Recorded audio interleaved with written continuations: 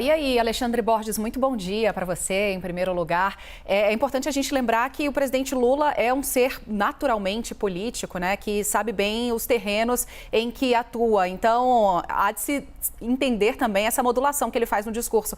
Quando ele está num debate, quando ele está numa entrevista para uma televisão aberta, quando ele está sentado ao lado de William Vac aqui na tela da CNN Brasil. Mas, na essência, ele repete o que ele vem dizendo sempre, né, que vai ser implacável, que a Lava Jato foi uma perseguição pessoal. Queria a tua análise sobre esse trechinho da entrevista dele ontem. Bom dia, Stephanie. Bom dia, Rafael, Molica, a todos que estão assistindo.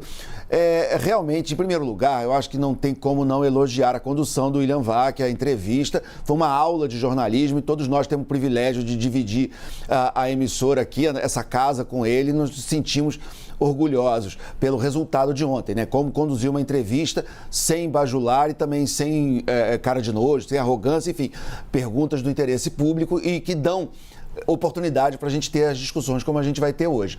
Em relação à questão da corrupção, há muito o que falar, mas primeiro, evidentemente, ele não foi absolvido, né? Isso, quanto mais ele repetir, mais cabe a nós repetirmos também. Ele teve os processos que foram todos, ele foi condenado em todas as instâncias, mas ele, no fim, quase ali às vésperas dos processos prescreverem, houve uma mudança de interpretação do próprio Supremo, dizendo que os processos não tinham competência na vara de Curitiba, tinham que ser julgados em Brasília, o que é uma tecnicalidade, é uma questão formal, mas que trouxe os processos para estaca zero às vésperas deles prescreverem. Então, na prática, ele está quite com a justiça, mas isso não é uma absolvição de forma alguma. Ele também pode puxar para ele essa história de que os mecanismos de investigação funcionavam mais no governo dele. Funcionavam. Isso é inegável. O Procurador-Geral da República era escolhido a partir da lista tríplice e trabalhava com mais liberdade, com menos adesão, com menos alinhamento com o Palácio do Planalto.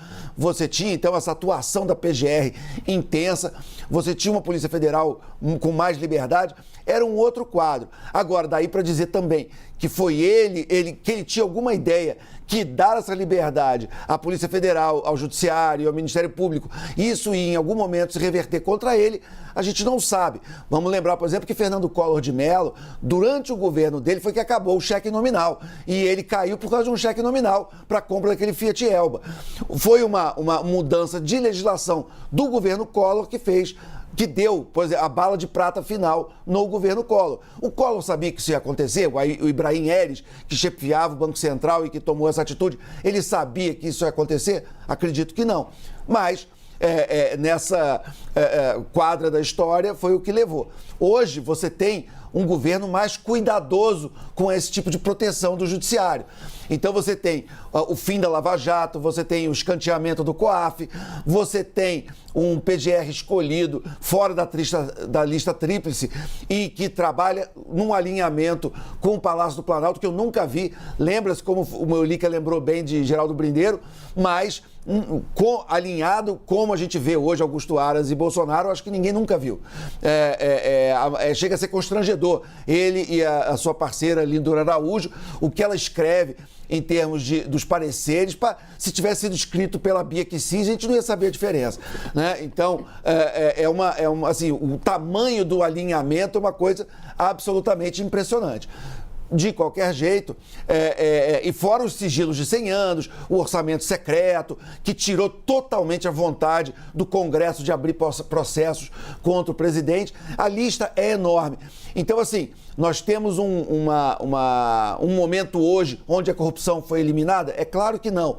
A gente tinha o mensalão e agora a gente tem o que eu chamo de mansalão, né? Você tem uma família aí comprando mais de 100 imóveis, mais da metade em dinheiro vivo, uma quantidade de mansões, que gente que ganha salário de deputado, de vereador, é estranho comprar mansão e comprar mansão com dinheiro vivo. Então, a gente tinha o mensalão, agora tem o mansalão. Não quer dizer que a gente melhorou muito, mas Lula pode sim bater no peito e dizer, até porque ele aceitou ser preso, ele ficou 580 dias preso e o atual presidente da República disse que ninguém prende ele, que ele prefere morrer do que ser preso, etc.